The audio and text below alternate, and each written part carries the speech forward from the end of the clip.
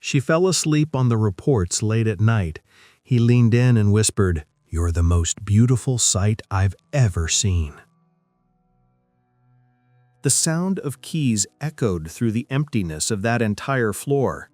Gracie Dean was only 23 years old, but she already carried on her shoulders the weight of someone who needed to prove something to the world, to the company, and especially to herself. Chicago was waking up outside, wrapped in cold fog and hurry, while she, inside, dove into numbers that danced across the screen like a secret language only she cared to decipher. There was a kind of sacred silence in that empty office, broken only by the low hum of the air conditioning and the rhythmic click of her nails on the keyboard. It was too early for the others, but for her, this was the perfect time. When no one saw, no one judged. She lightly touched the watch face on her left wrist, that almost invisible gesture she repeated whenever anxiety rose. The watch had belonged to her father, a simple man with calloused hands and a giant heart, who taught her that time reveals what is true. And Gracie believed that with every fiber of her being. That's why she arrived before everyone else, reviewed every comma, every spreadsheet, every detail that others considered insignificant, because she knew that at some point, someone would notice. Someone would see that she wasn't just another administrative assistant trying to survive among giants in Italian suits and Swiss watches. She was different, or at least she wanted to believe that. But the truth is that the corporate environment had no time for those who were different. It had time for those who delivered results, for those who spoke up in meetings, for those who played the game masterfully. And Gracie? Well, Gracie preferred silence. She preferred to observe. She preferred to do the work quietly and hope that quality would speak for itself. The problem is that, in that place, quality rarely spoke louder than performance. And that scared her. Not because she wasn't competent, she was, very much so, but because she didn't know if she had the courage to be seen. Being seen meant being judged, and being judged meant risking the discovery that maybe, just maybe, she wasn't enough. The days dragged on with a hypnotic routine. Strong coffee at 6:30 in the morning, reports printed before 7, endless meetings where she wrote everything down but said little. Helena, her only friend in the office, always joked that Gracie had invisibility superpowers. You walk through a room full of people and no one notices. It's like a gift, Helena would say, laughing but with that tone of someone who knows the joke hides an uncomfortable truth. And it was true. Gracie had become an expert at disappearing, not out of fear of existing, but out of fear of existing wrong, of saying the wrong word, of smiling at the wrong moment, of being noticed for the wrong reasons. So she hid in competence, and competence she had in spades. Until, on a Tuesday, with nothing special about it, everything changed. Mr. Scott walked into the room with that tense expression everyone knew, the expression of someone about to dump a problem in someone's lap. "Everyone," he said, adjusting his glasses on his nose with a nervous gesture, "we need a complete report on monthly operations by tomorrow morning. The CEO requested it personally. Who can take this on?" Silence. That kind of heavy silence where everyone looks at their own computer as if they'd suddenly discovered something fascinating on the screen. No one wanted it. It was too much work, too much risk, too much everything. And Gracie felt something stir inside her. It wasn't exactly courage, it was more like hunger, a need to prove she was there for some reason. She raised her hand, slowly, almost shyly, but she raised it. And when Mr. Scott looked at her with that mixture of surprise and relief, Gracie knew she had just crossed an invisible line. "I'll take it," she said, and her voice came out firmer than she expected. Helena's eyes widened from across the room, making a discreet gesture that clearly meant, "Have you lost your mind?" But Gracie had already decided. Maybe it was madness. Maybe it was desperation, or maybe, just maybe, it was the chance she'd been waiting for since day one. When the workday ended and everyone left, she stayed. Of course she stayed. The office transformed into that somewhat ghostly scenery that only those who've worked late know. Fluorescent lights buzzing softly, wind hitting the enormous windows, the city below pulsing with a life that seemed to happen on another planet. Gracie made another coffee, the third or was it the fourth, and dove into the numbers. Hours passed. The caffeine began to lose its effect. Her eyes burned, but she kept going because giving up now would confirm everything she feared about herself. And then, without realizing exactly when, something happened. Something she didn't plan, but that exhaustion decided for her. The clock on the wall read 12:13 when Gracie realized she could no longer distinguish the numbers on the screen. They danced, blurred together, formed the strange patterns that made no sense at all. She blinked hard, rubbed her eyes with the backs of her hands, and took a deep breath, trying to regain focus. Steam rose slowly from the mug, already half empty, drawing lazy spirals in the cold office air.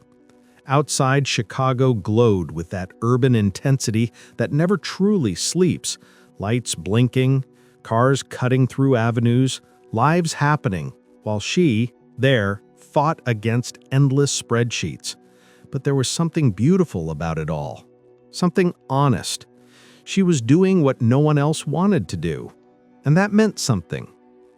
Alone on that massive floor, surrounded by empty desks and chairs that looked like soldiers in formation, Gracie felt the weight of every hour invested in that report. Every cell filled, every chart adjusted, every comma reviewed. It was all a silent declaration that she mattered, that she had value. The exhaustion was no longer just physical, it was emotional. It was that deep weariness of someone who had put everything they had into something and now could only hope it would be enough. Her back ached from rigid posture, her fingers were slightly numb from so much typing, and her eyes begged for rest. But she was almost there. Just a few more adjustments, just one more review, just a little more.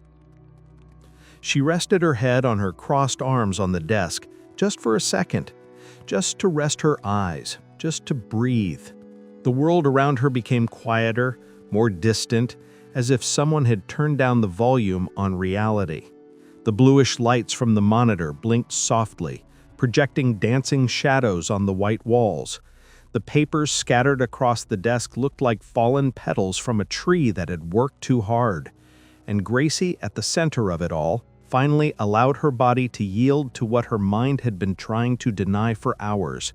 Her shoulders relaxed, her breathing slowed, and, without realizing it, she slipped into that soft place between waking and sleeping, where the world loses its edges and everything hangs suspended. The office remained there, indifferent. The air conditioning kept humming softly, faithful to its function. The clock on the wall continued marking the minutes with that methodical tick-tock that no one hears until they're completely alone. But Gracie wasn't hearing anything anymore. She had crossed the line. Her face, normally tense with concentration, was serene, almost childlike in the vulnerability of sleep. Lips slightly parted, eyebrows finally relaxed, strands of hair slipping gently to the side. There was something profoundly human about that scene. Something that contrasted brutally with the corporate environment, cold and calculated. Here was a person, not an employee, not a number, a person who had given everything and now rested unconscious upon the altar of her own dedication. And it was exactly at that moment that the impossible happened. The sound of a door opening echoed through the empty floor, breaking the silence like a stone thrown into a still lake. Firm, measured steps, the kind of step from someone accustomed to being obeyed without needing to raise their voice. Julian Foster had the habit of walking through the floors before leaving, an old habit, almost obsessive, of checking if everything was in order, if no light was left on unnecessarily, if no detail had escaped. Control. He needed control. It was what kept him functioning after years building an empire on foundations of iron discipline and emotions locked away under 7 keys. But when he saw that bluish light leaking through the half-open door, something changed. It wasn't irritation, though it should have been. It wasn't impatience, though he had every right. It was curiosity. Who the hell would be there at that hour?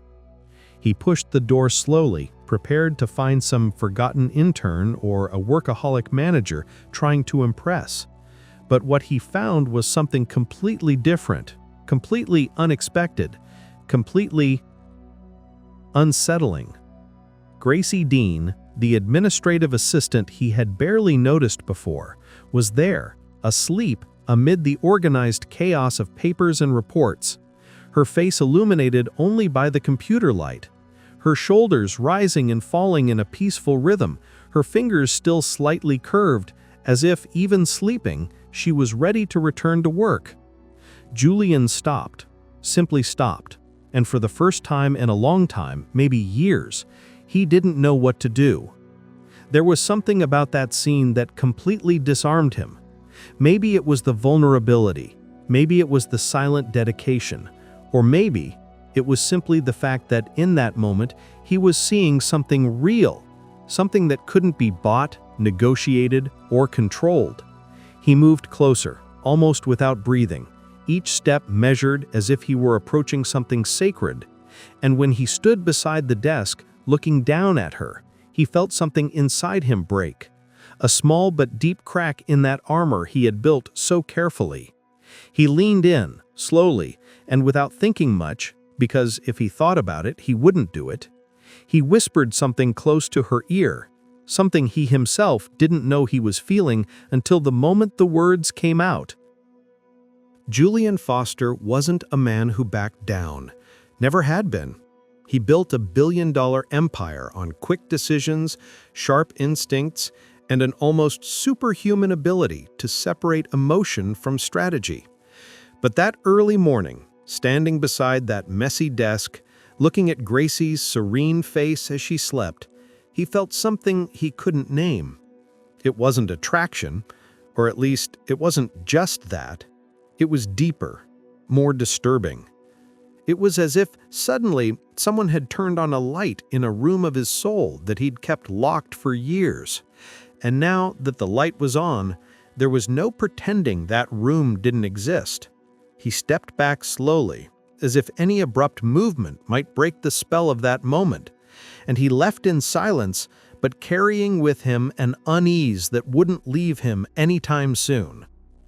In the days that followed, Julian found himself doing things that made no sense, things that he, rational and methodical as he'd always been, would never do.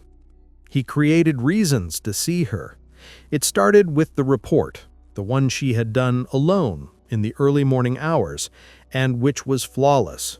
He called Gracie to his office to clarify some points, though there was nothing to clarify. She came in nervous, her hands slightly trembling as she held a folder of documents, her eyes avoiding his.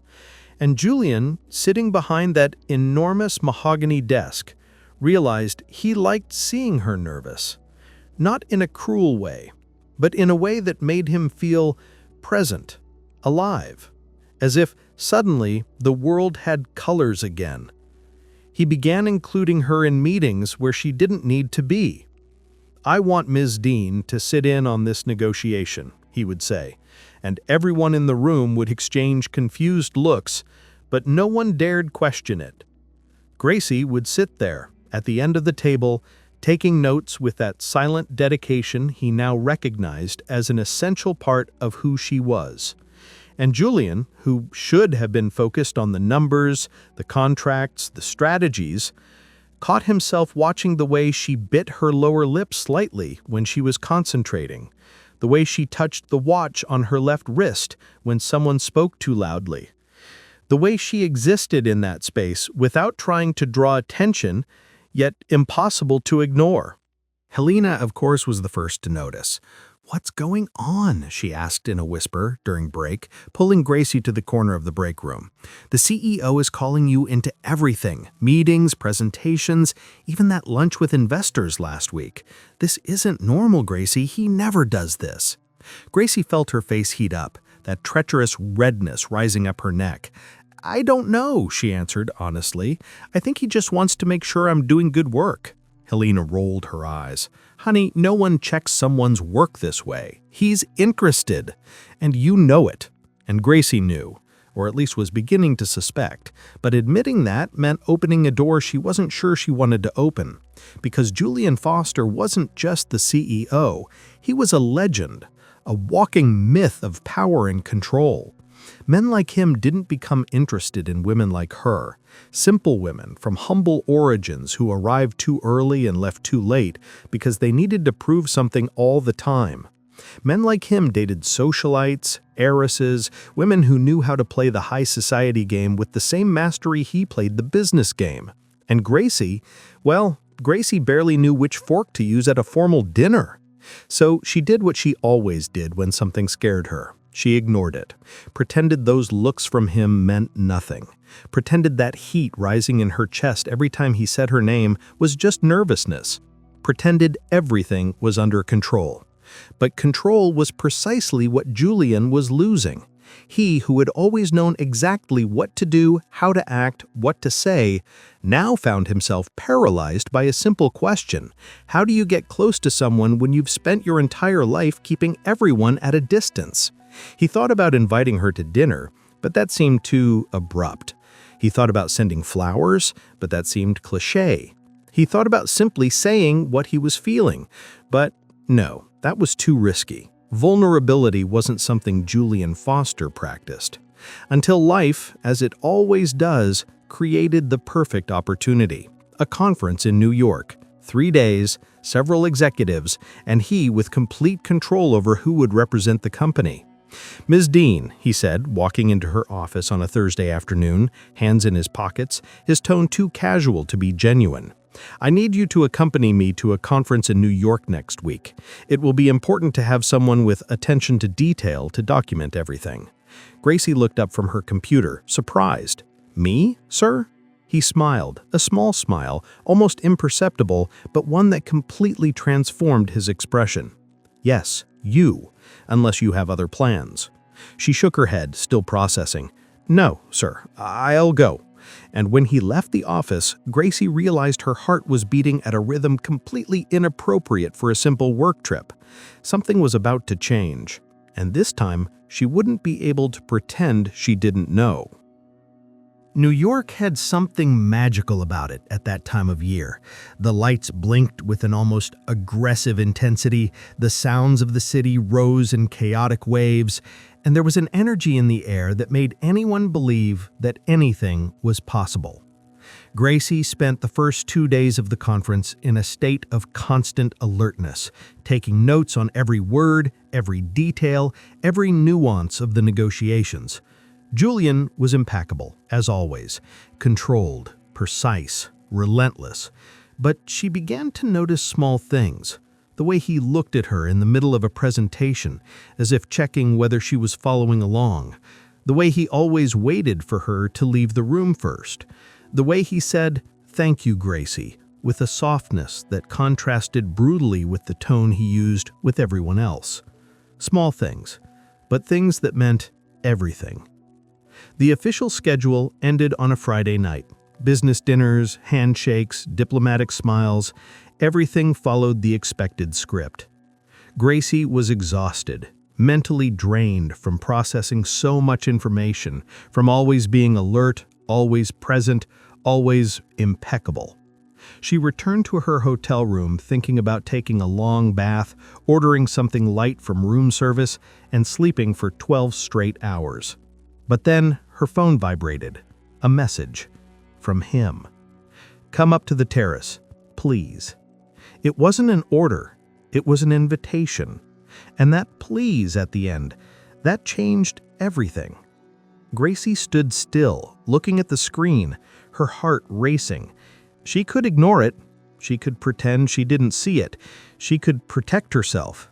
But something inside her, something bigger than fear, made her change clothes, apply light lipstick, and go up. The wind on the terrace was cold, cutting, but in an invigorating way, the kind of cold that makes you feel alive. Julian was leaning against the railing, looking at the city that stretched endlessly below them. He wore a white shirt with the sleeves rolled up to his elbows, his jacket forgotten somewhere, and there was something profoundly human about that image. He seemed smaller there, away from the mahogany desk, away from the impeccable suits, away from the armor he wore every day. When he heard her footsteps, he turned. And the way he looked at Gracie in that moment, it was as if he were seeing the sun rise after years of darkness. "You came," he said, and there was genuine relief in his voice. "I thought maybe you wouldn't come." She smiled, nervous. "You said, please. That's not very common coming from you." Julian laughed, a low laugh, almost surprised, as if he himself had forgotten he knew how to laugh. "It's not, really." He gestured for her to come closer, and Gracie walked slowly until she was beside him at the railing. The city pulsed below, millions of stories happening simultaneously, millions of hearts beating, dreaming, suffering, loving. And there, suspended above it all, the two of them existed in a space outside of time. "Do you know why I asked you to come?" Julian asked, his voice lower now, more intimate. Gracie shook her head, not trusting her own voice. He took a deep breath, as if he were about to jump off a cliff. "Because I can't stop thinking about you. Since that night, since I saw you sleeping over that desk surrounded by papers, so dedicated, so real. I can't get you out of my head, Gracie." Her name, said that way, with that intensity, made something turn inside Gracie's chest. She turned her face to look at him, and for the first time she saw beyond the CEO, beyond the billionaire, beyond the man everyone feared and respected. She saw only Julian, a man who was afraid, a man who was allowing himself to be vulnerable. "Me too," she whispered, and the words came out before she could think better of it. "I can't stop thinking about you either, and it scares me, because you're you, and I'm just—" He interrupted her, lightly touching her face with his fingertips. "You're everything," he said, and there was absolute conviction in those words. "You're the only real thing that's happened in my life in years, and I don't want to pretend I don't feel this anymore." The silence that followed wasn't uncomfortable, it was full, filled with everything that didn't need to be said. And then Julian asked the question that would change everything. "Will you be my girlfriend, Gracie?" Simple, direct, no beating around the bush, no games. And maybe it was exactly that simplicity that made everything so intense. There were no impossible promises, no grand declarations, just an honest question from a man who wanted to try. Gracie felt her eyes burn, that emotion that rises through your throat and squeezes your chest. "Yes," she answered, and her voice came out trembling but firm. "Yes, I want to." And when he pulled her close, wrapping her in his arms, Gracie felt she was exactly where she was meant to be, under the lights of New York, in the embrace of a man who was finally allowing someone to see who he really was. How long did they stay there? Minutes? Hours? Impossible to say. Time had lost its meaning. Julian held her as if she might disappear at any moment, and Gracie allowed herself to relax completely for the first time in months. "I want to wake up next to you every day," he whispered against her hair, and there was a tenderness in those words that contrasted with everything he represented publicly. "I want you to be the first thing I see in the morning and the last at night. I want you." And Gracie, who had always been afraid of wanting too much, of feeling too much, finally allowed herself to believe that maybe, just maybe, she deserved this. Deserved to be seen, deserved to be loved, deserved to be chosen. But fate, as it always does, was already preparing the test that would determine whether that love was strong enough to survive the real world. because while they were suspended in that perfect bubble, protected by the lights of the city that never sleeps, something was about to explode in Chicago. Something that bore the name Mariah Martin.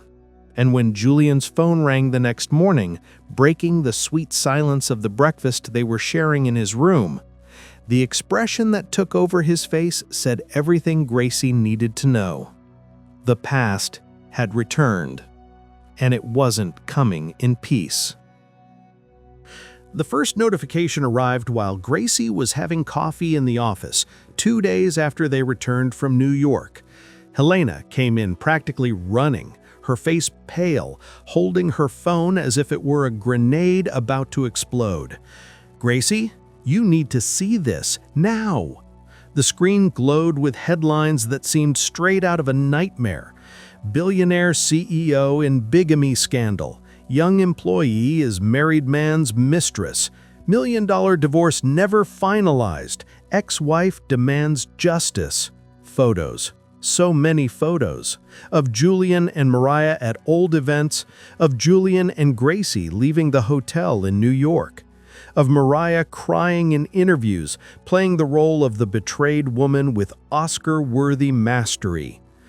The whole world seemed to be talking about them, and nothing they were saying was true. Mariah Martin had always known how to play the game.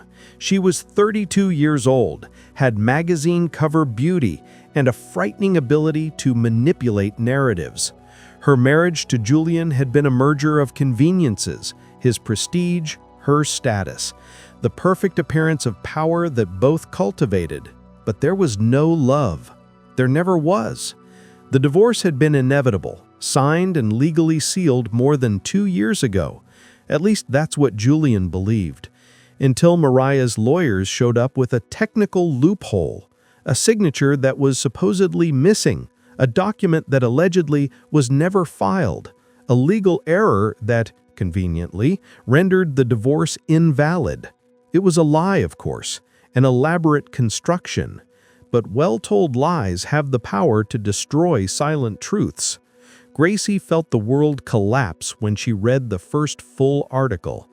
They called her a homewrecker, an opportunist, a naive young woman who let herself be seduced by power and money.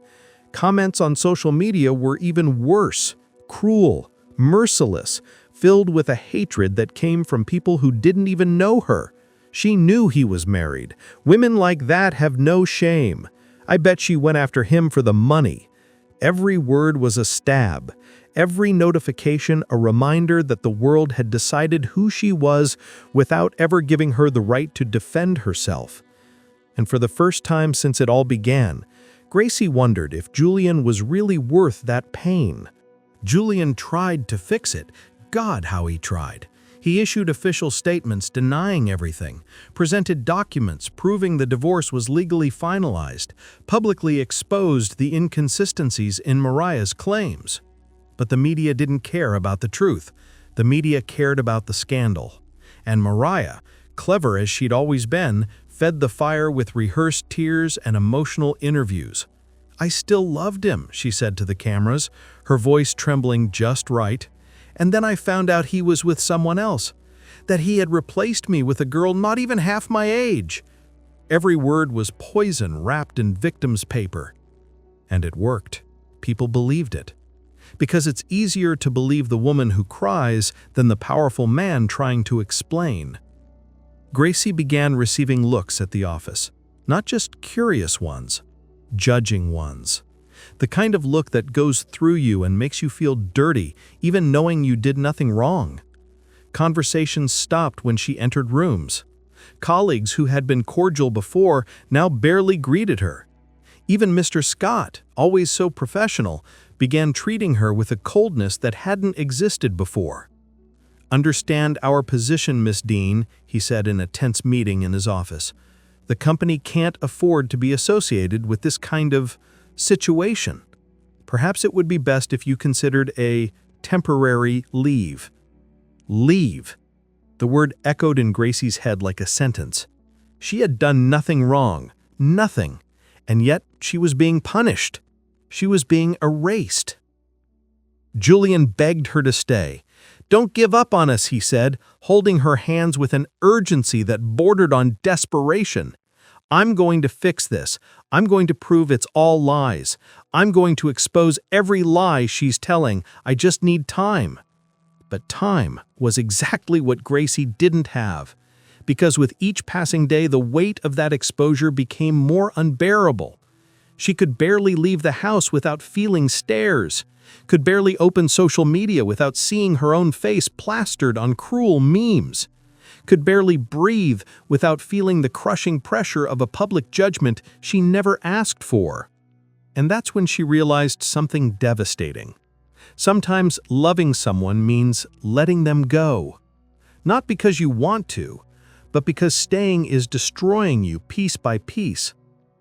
"I need to get out of this, Julian," she said on a rainy night, sitting on his couch, tears streaming silently down her face. "I can't do it anymore. Every time I go out on the street, I feel like I'm being crucified for something I didn't do. And you need time and space to resolve your past without me being a distraction, without me complicating things even more."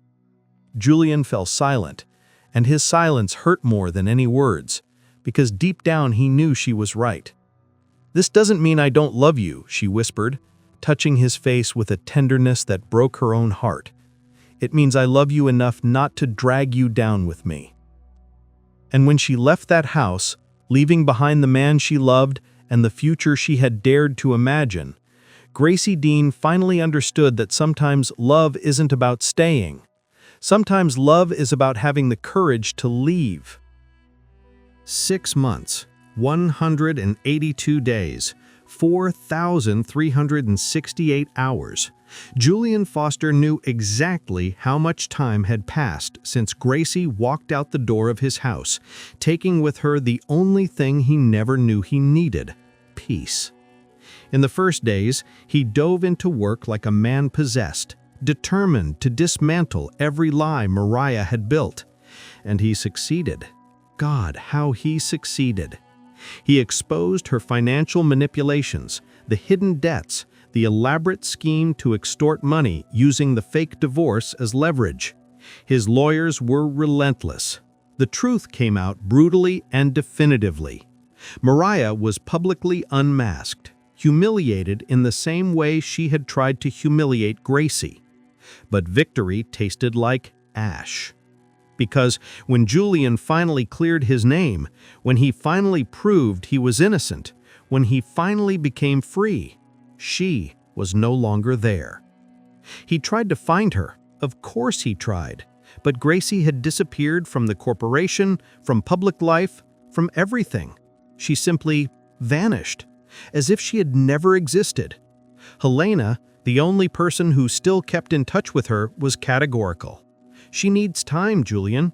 You can't just show up and expect her to be ready. She was destroyed, not by you, but by everything that came with you. And she needs to rebuild herself before she can love anyone again." The words had been harsh but fair. And Julian, for the first time in his life, learned something money couldn't buy: patience. So he waited, worked, breathed, existed, and every morning, waking up alone, he would touch the empty pillow beside him and remember a promise he had made under the lights of New York. Autumn arrived in Chicago with that characteristic melancholy: golden leaves falling lazily, cold air cutting at cheeks, the sky permanently gray. Julian was returning from a meeting when he saw it: a small corner cafe. One of those cozy places that looked more like extensions of someone's living room than commercial establishments. It was nothing special, but something.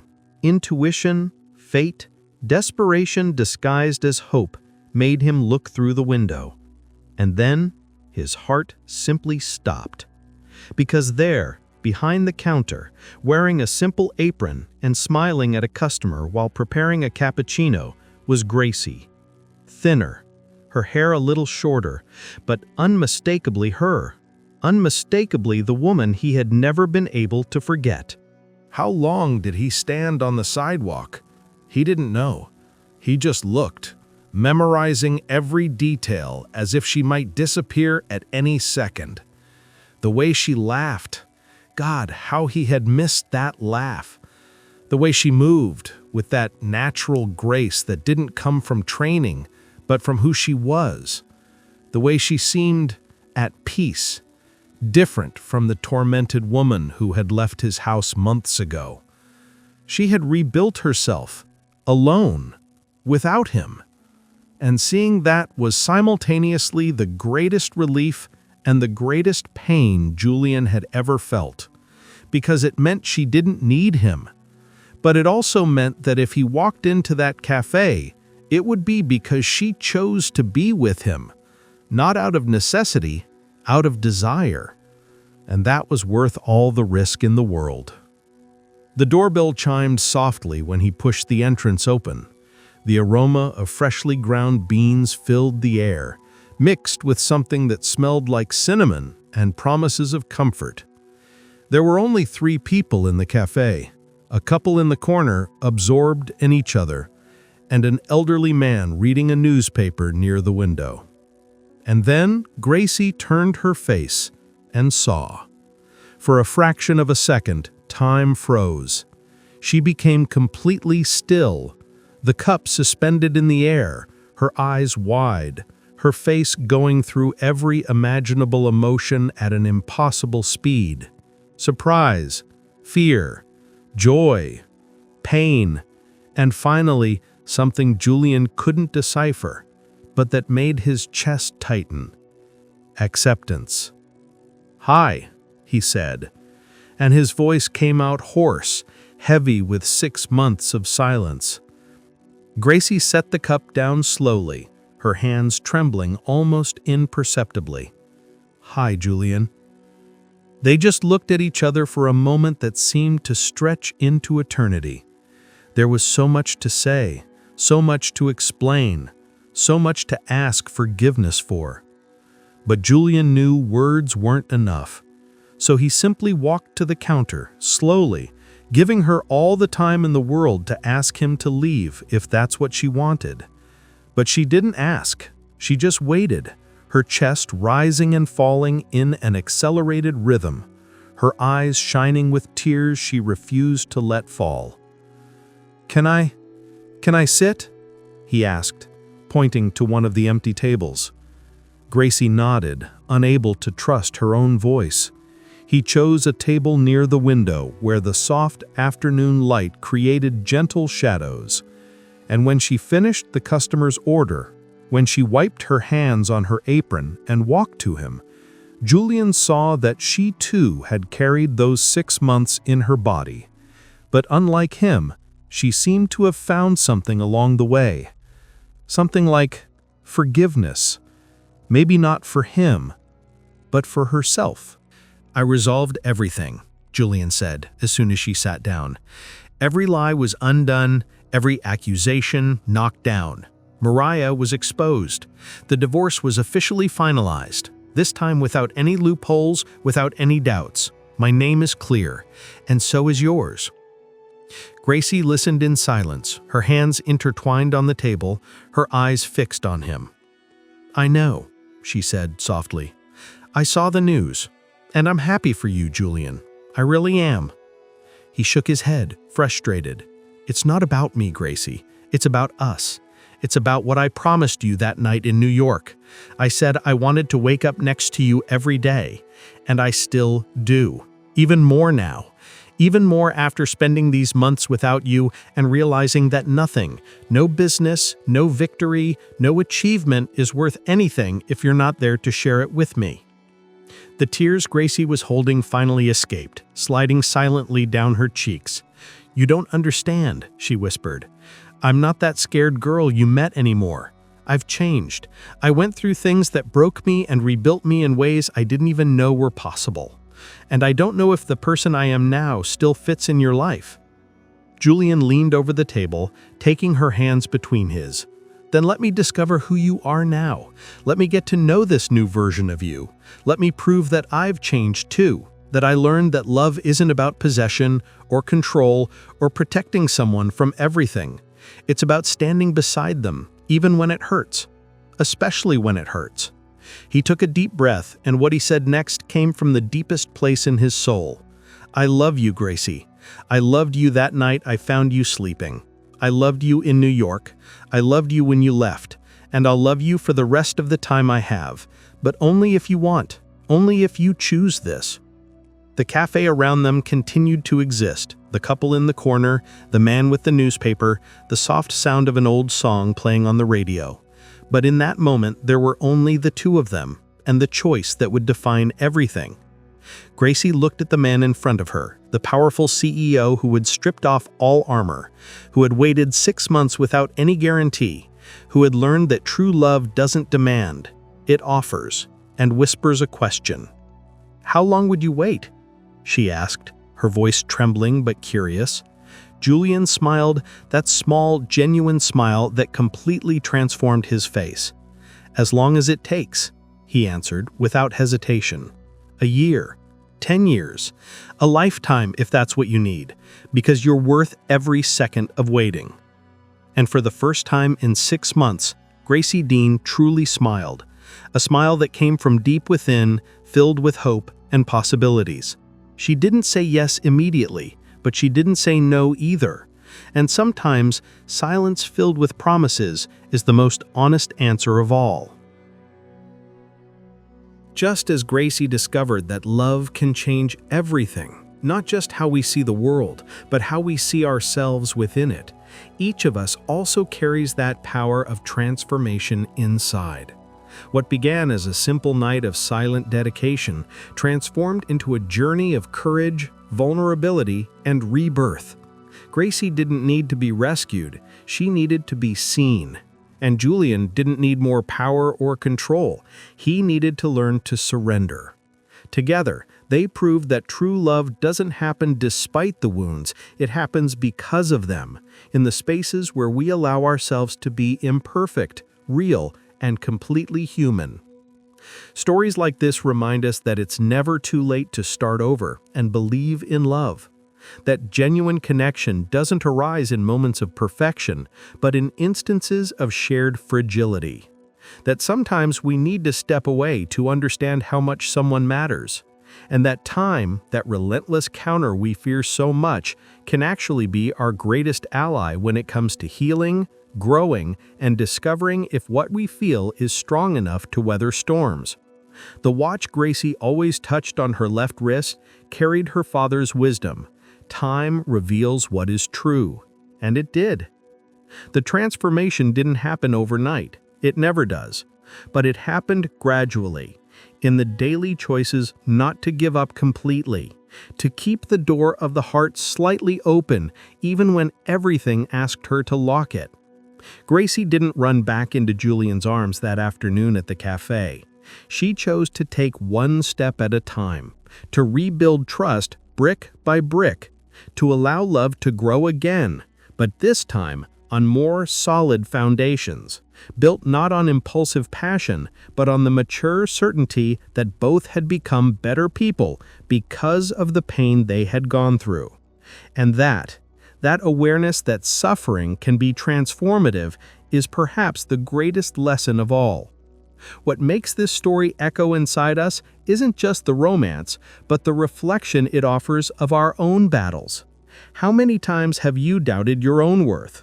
How many times have you been afraid to be truly seen with all your imperfections? How many times has the past come back to haunt a present you were trying to build?